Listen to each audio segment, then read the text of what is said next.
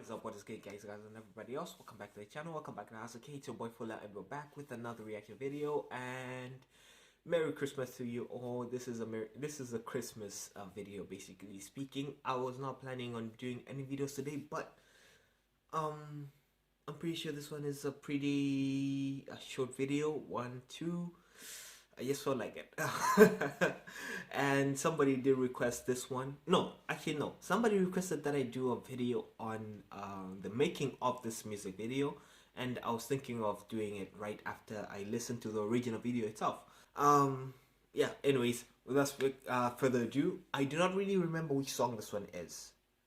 It is in Arcane, and I think it is in the final episode, but I do not remember exactly which one it is. So I'm pretty curious to see. Anyways, without further ado, I hope you all enjoyed this video. If you did, please leave a like, subscribe to the channel, and leave a comment down below telling me what your thoughts were on this video. And yeah, there you go.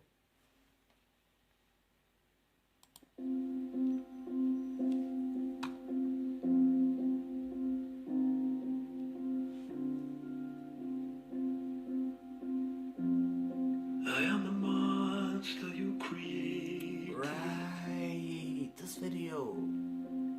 You ripped out all my Wait, is that like a music video for it? worst of all. Hold up. Yeah, so I just finished watching what could have been. I thought it was a music video, so that's why I started making the video, actually, if I'm being honest. But then it wasn't a music video, so I basically just let it go. Let's just get into the video itself. I hope you all enjoyed this reaction video. If you do, please leave a like, sub to the channel, and leave a comment down below telling me what your thoughts were on this video itself and the music. And if you have not checked out the original, I will leave a post. I will leave a link in the description below, and you guys can check that out. Support the original creator. And yeah, anyways, without further ado, let's get into this. Let's go. Hey, how's it going? My name is Alex, also by Mako. I am a co-composer and songwriter What's on good, the Mako? Netflix series Arcane, Oh, Alex. which came out just a couple weeks ago. It's been a crazy and exciting month for us. We've been working on this project for a long time. I've been on it for about 3 years, so having it come out and I wonder if this is the reaction, sanctioned. If this all is the fan sanctioned art video. and like the Like, covers of the songs and a sanctioned just all video. the like discussions about it is surreal. It's really cool. If the and company I don't think actually any of us really approved the expected production of this video. this kind of level of a response, so it just kind of makes the work that we put in all that more rewarding, and the team that is behind Arcane is incredible. So I'm excited to talk a little bit about them, and also talk a little bit about a musical piece from the series. It might just be me, but I like the way you talk. What I did as a Like, co-composer alongside it just makes me one feel, of the most incredible composers I've ever met. His name's Alexander Temple. Is we worked on a lot of the background music, a lot of the orchestral stuff, things that were happening. The way he talks just makes me feel kind of and then what myself in and a comfort producer zone, named in a way. Sebastian Dejand were chipping away at, alongside an incredible roster of artists, by the way. Was an 11 song pop soundtrack that was created specifically for the show, like Two Picture, which created a lot of interesting challenges that I think would be really neat to at least share through this one song here. So what I have in front of me is episode 9. This is a song called What Could Have Been, which was fronted by Sting and Chen. By the way, I should say, spoiler alert for anybody that is watching this right now, this is the very last thing that happens in the entire series, so go watch the show and then come back and watch this afterwards. But fucking amazing with song. That said, I and want especially to talk a little bit about what could have me been. just This having song was reacted, so meaningful, like seen it for like us to just a work couple on. minutes ago. And I remember, like, early on, our fearless leader Christian, the director, came up to me and was just like, "Hey man, we need you to do the last song and don't screw this up, like nail this," which was just terrifying. But I was really, I can imagine that. wanted to give it a shot, and I found interestingly that as soon as I dove in, it was, funnily enough, like one of the easier songs I think to write, because, and I didn't realize this till a little later on, like I made this demo and I started playing it for people, and I would get choked up like while I'm playing it for somebody. So like a total psychopath, they're listening and then they look over at me and I'm just like getting choked up. I'm like, are you crying to your own song, buddy? But I was really moved, and I was just kind of thinking the whole time, like, why am I so emotionally involved whenever I play and then this when song you think and back was to like, my reaction video I've of the been sitting with finale, these characters and I was for crying, I was 3 years, bawling my and eyes out. It felt real, like everything about This song did the writing, you know, the voice it did a acting, lot and the for me. animation for these characters makes them feel heartbreakingly familiar.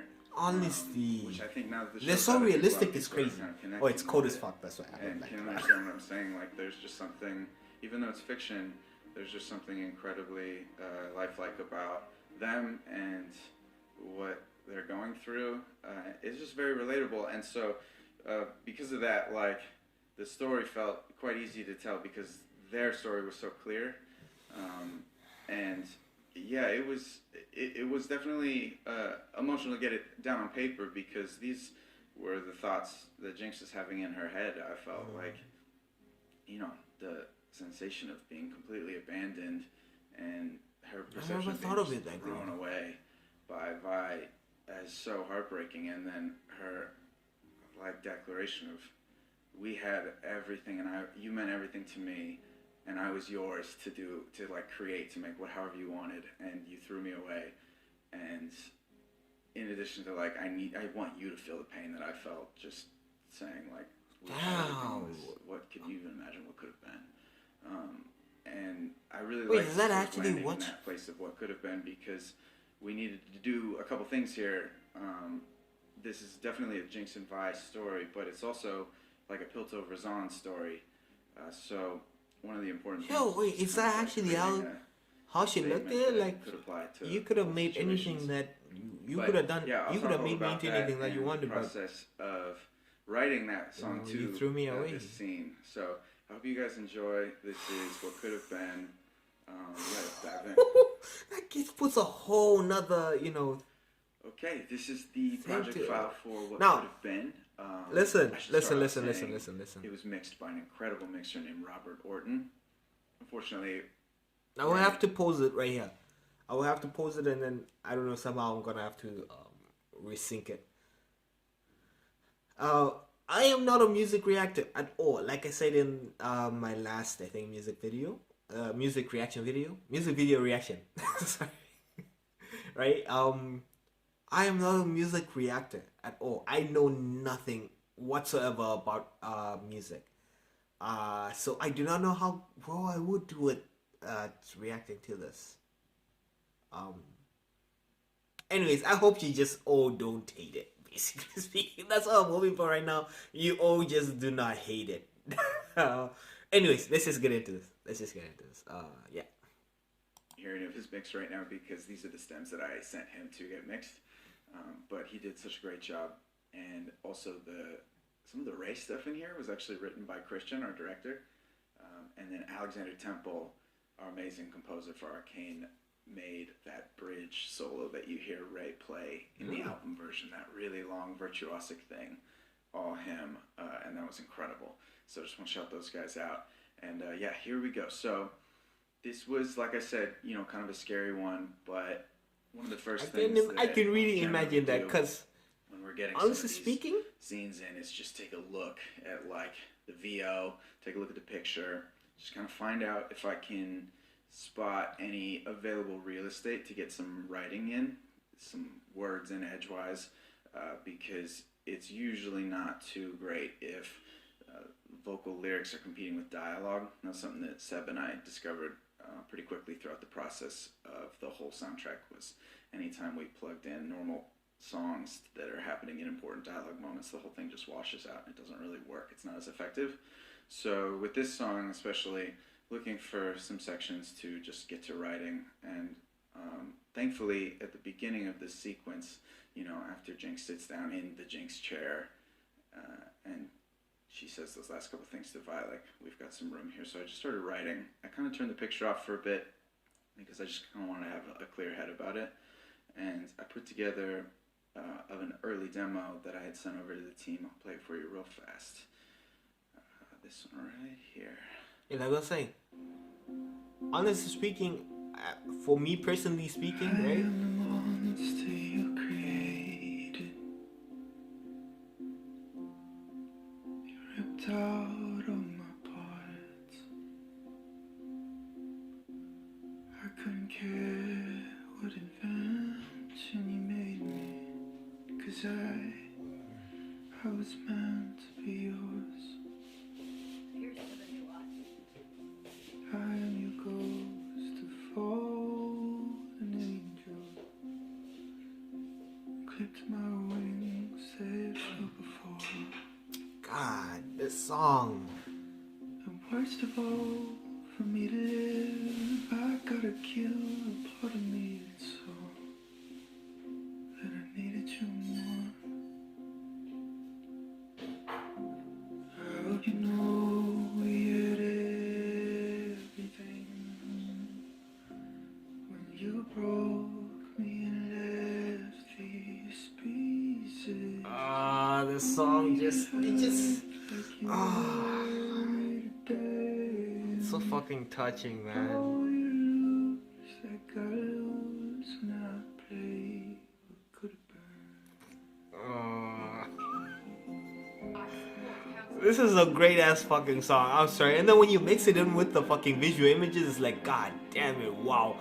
Anyways, I've been trying to finish this sentence for a minute. I personally, right, but I have issues finishing a project. Like, if I am doing the final thing of something, I will usually mess it up. And that is something that I'm always afraid of. Yeah, so actually the first demo that I sent them only went up to the vocoder section where he says what could have been. Oh. Everything after that is what we figured out since, which I want to talk a little bit about because it was really tricky for a while to get all the pieces together. When I'm scoring the show with Alex Temple, the sort of background instrumental music, it's a little bit easier in some respects because you can change time signatures, you can cheat tempos and expand them or contract them. You can do a lot of subtle moves to match what's happening on screen that the audience is never going to notice. And the tough thing about writing these songs, I'm just going to call them pop songs, is that, you know, when a song starts, for the most part, there's like an expectation that tempo's going to stay the same the whole time. When you hear a vocal, it's going to sing for a long time with no gaps. And the really tricky part about working on this show is that we intentionally wrote all the songs to picture, almost like we were film scoring them, which it creates so many challenges. And Seb and I really struggled from song to song trying to figure out exactly what the puzzle pieces were. I feel like I got fairly lucky having enough space in the opening of this scene where I could actually get some phrases out. But I think you'll probably notice that this demo I played you, the verse is a bit longer than the final version that you heard. And that's because at that time, this scene was a little bit longer. There was more space. And so at one point, we got a new version in from Fortiche, and they had like truncated a bunch of that area. And I was totally freaking out because I was like, oh crap, like what happens to the song that we were working on there? Like I figured out all the little stages of it so carefully. But thankfully, pretty quickly I was able to see that like if I cut out a line or two, everything could stay intact. Losing those lines didn't take away from the story of the song, which was it's tough. And then I was like, okay, we're okay to move on from here. It's really tough. I'm say seeing that it's tough. Making this stuff. Since animation takes so long and they're working so hard on it, what we'll usually get is like half developed or rendered like versions of picture. I don't know how animation works, but Fortiche is god tier. So anytime they send us stuff, we're just really excited to see what they've done. And they are god tier, fam. Honestly speaking, they damn are. I had this section intact, and then I got to this area here where I say what could have been. Now normally at a point like this, if I was just writing a song, I kind of consider that vocoder area like the chorus because it's got the whole central theme right there in the title. So the next thing I normally do is like get back to verse 2 and kind of build the thing up again for a big climax at the end. The tough thing about this is that what's happening on screen didn't really lend to that kind of arrangement. So what happens here is we've got a little interlude of calm instrumental music, which is pretty cool. That's like pretty normal thing, even in a just standalone song, to do something like this. I have no idea what that is. I support Councillor Tallis's proposal for peace. Ah, okay, okay, I get it. And then when we got here, this is what vexed me for a long time. It took me a while to figure this section out. So, Jinx fires the rocket, and it's so magnificent looking that it was pretty clear to everybody, like, something magnificent needs to happen in the music. So, first thought, which is what I would probably normally think, is, okay, let's take the chorus then and just send it up an octave and go full epic with it.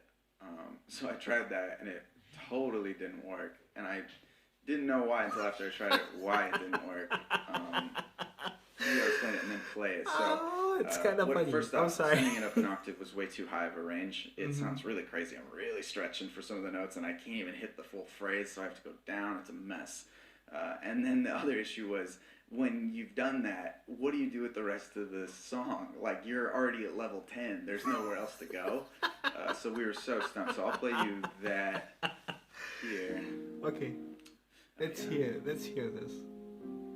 Councillor Tallis's proposal for peace.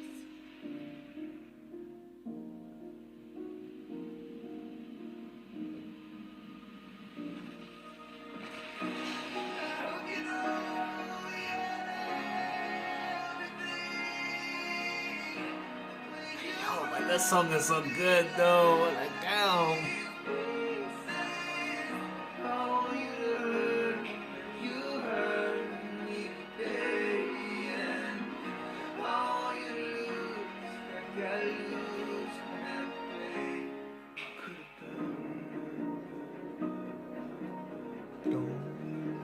I don't even know what I'm doing in this area. I was just messing around for a bit. Look, imagine this is a profession, and he's like, yo, I don't even know what the fuck I was doing in this area. I was just messing around. Like,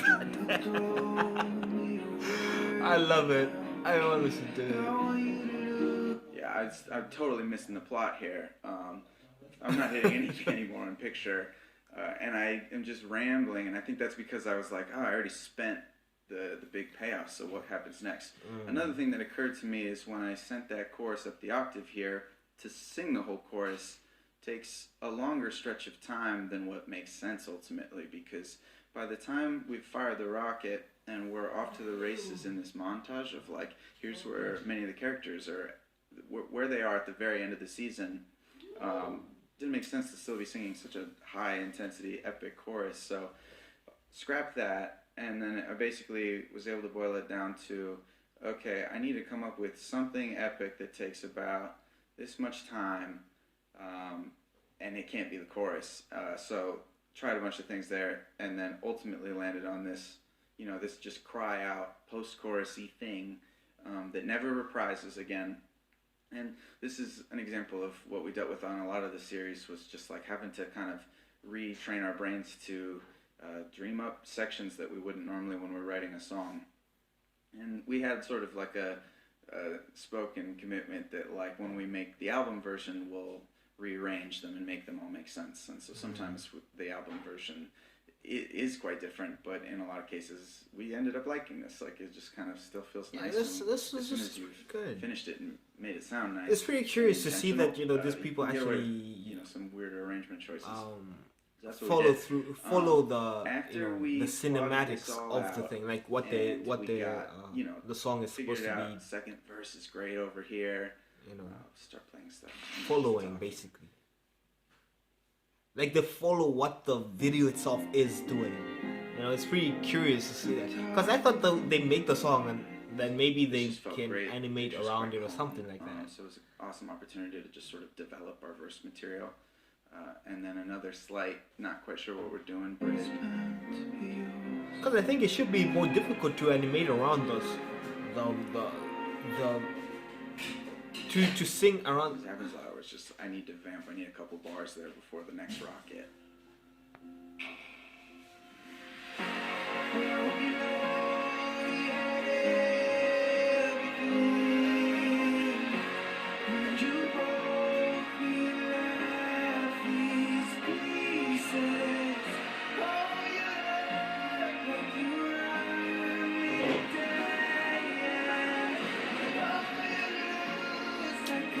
man, this scene is just fucking amazing. Ah.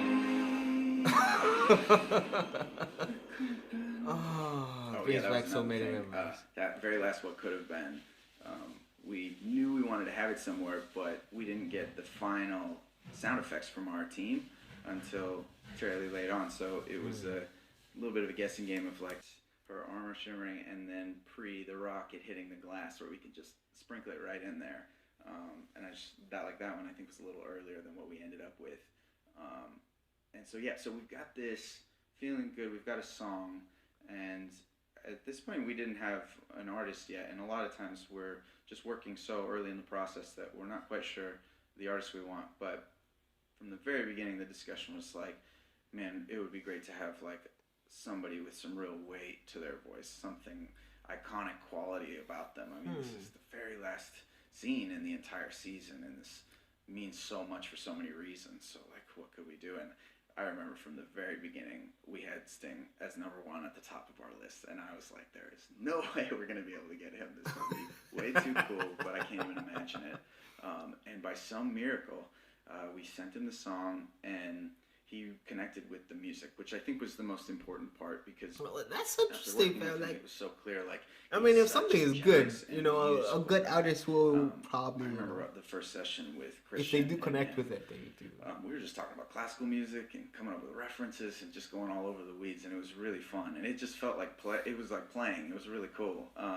And he heard what we did, and he really understood the vocal performance of it, because like, you know, the opening is so quiet and so broken, and he really met us there. Like, he got it. He did that thing, but he did it in his own way, which to me is what really made the song come to life for the first time, because, you know, having him sing it any other style is not going to work, but he sort of like met us halfway, and something about his vocal for me, it takes on this like almost fatherly quality.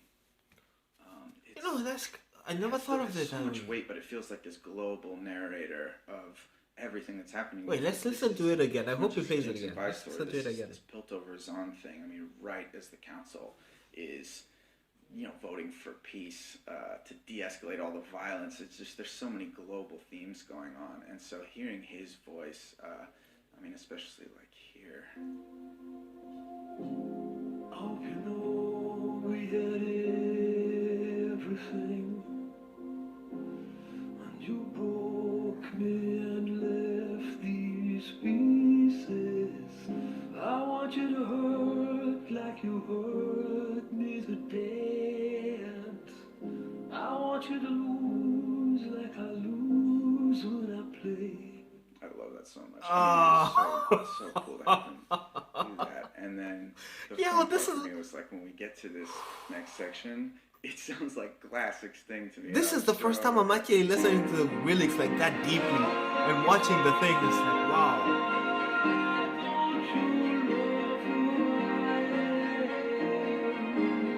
I mean, who says love like that? It's Sting. Like, you know it immediately. I was pretty giddy when we were tracking this stuff. So that was just like such a blessing to work with him. I mean, I cannot say how generous he was and how musical he is, and I'm so proud we were able to work with him on it, and I really feel like it made the difference. Reading everybody's comments was so funny, because it was exactly what we were experiencing when we started working on it. We're just in the team like, is that Sting? Like, are you serious? And everybody's comments is the same thing. Like, I wonder which comments these were from. The comments from the music video itself, so many, like, from the song itself, or from the Arcane videos themselves, or you in a way that I don't know too many other people that could. So we're really blessed to get him. So that is the song. I guess with a little time left, I'll just talk a little bit about the instrumental, the track. There's not a ton to say here because it's pretty basic. I kept it very organic, very orchestral. That was that we all sort of agreed that we should go with a more classy and organic approach. I had just gotten this Yamaha piano right here next to me as we were working on it.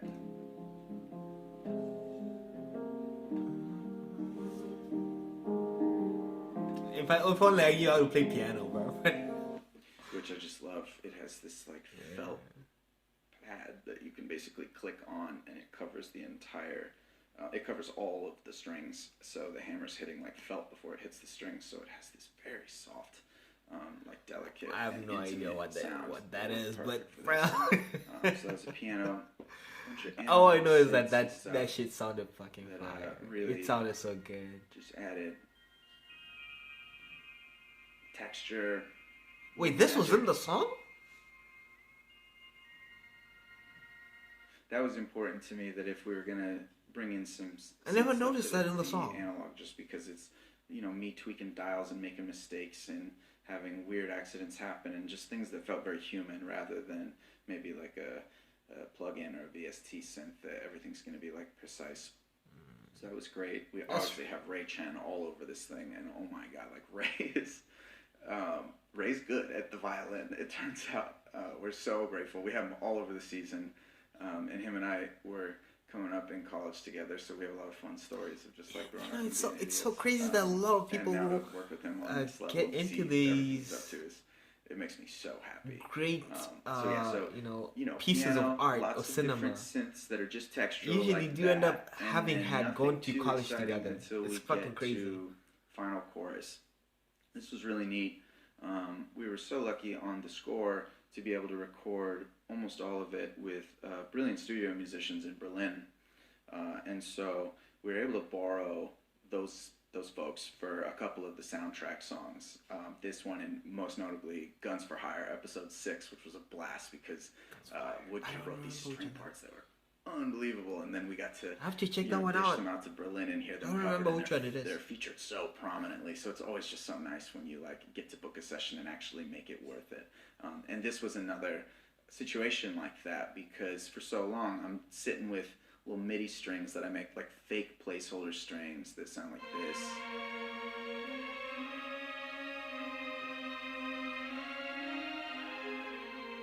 And it's just, you know, on a keyboard, just holding 2 notes and doing the thing. And so then when Temple sends me like these stems, oh man, it's Christmas. Let's see.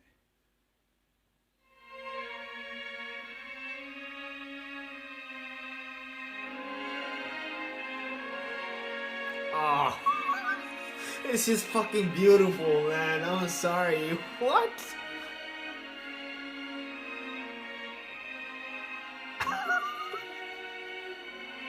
This shit is just beautiful, man.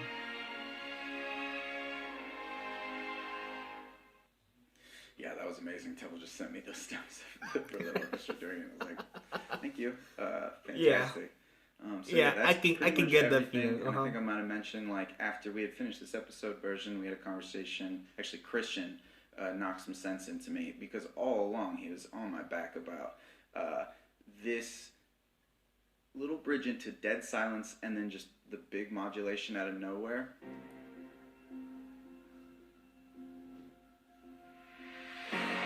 He was just kind of like, you know, we have to do this for the episode because it hits picture, but he's like, I really think like you're missing an opportunity here. We should be doing something far classier with that, rather than just like quiet all down, boom.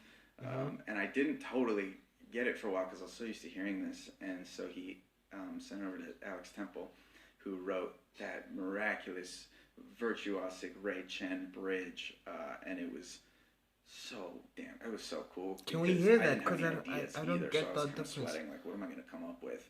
And to have, I mean, this is the great thing about working with Riot, is that there's so many talented people, and Alex Temple. It does seem that way, fam. Honestly, incredible orchestra music I've ever heard. So he just hands you that when you're stuck. It's pretty sweet, because otherwise you just go into a dark hole trying to figure things out.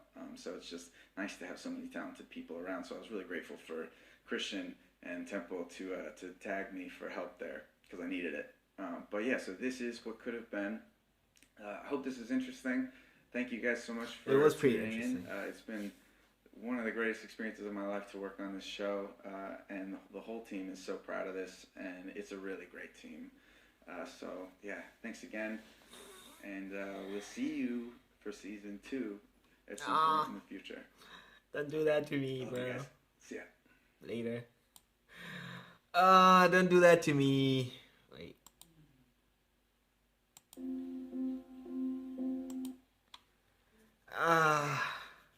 This is interesting. This is very interesting. You know, the funniest thing that I figured out in this video itself. Um, these professionals also have moments when they're like, man, I have no idea what the fuck I'm doing. I'm just doing some random shit right now.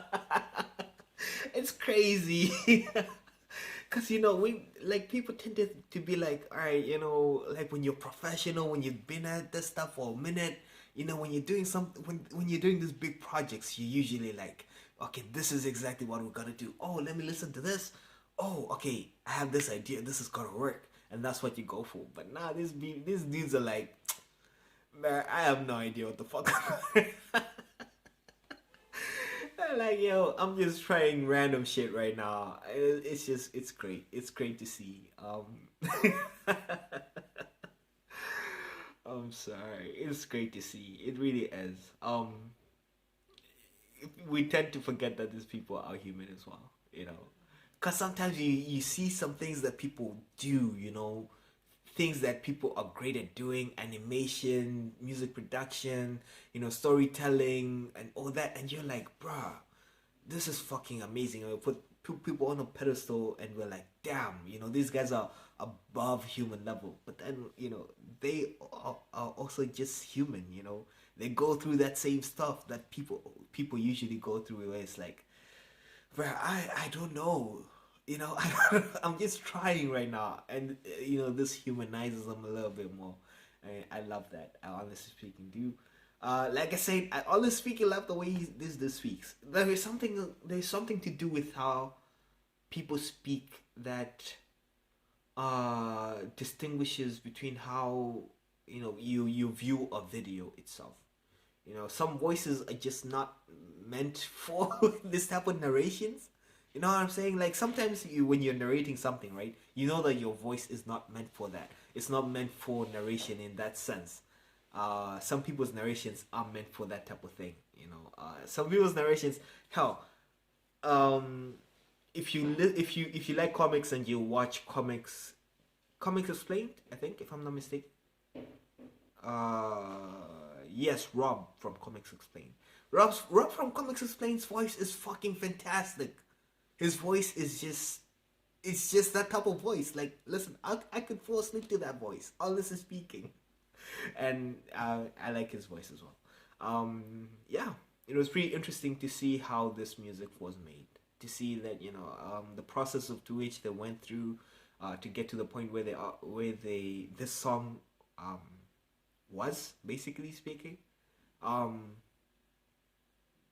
This is basically the same thing as watching the creation of something. It's like watching something get created, basically speaking, which is very interesting. You know, like there's a lot of things that go into making something, and for everything to come into you know, fruition, to come together and to make sense and to be this good. Wow.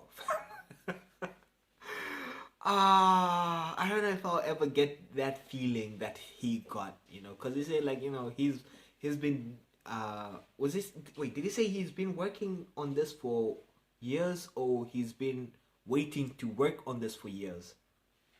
I'm not sure about that, but you know, there's a sense of satisfaction that you get after, you know, you get to do something this big, something this prominent, you know, that most people will never really get in their lives. And it's just it's interesting to see how it all came to be. It really is. Season 2, you don't have to do me like that, bro.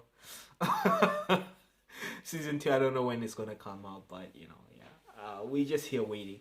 Anyways, like I said, I am not a music reactor, but I enjoyed watching this a lot. You know, I enjoy watching how things are made and what the process was, the process that went into making that thing, you know, to get to where it was.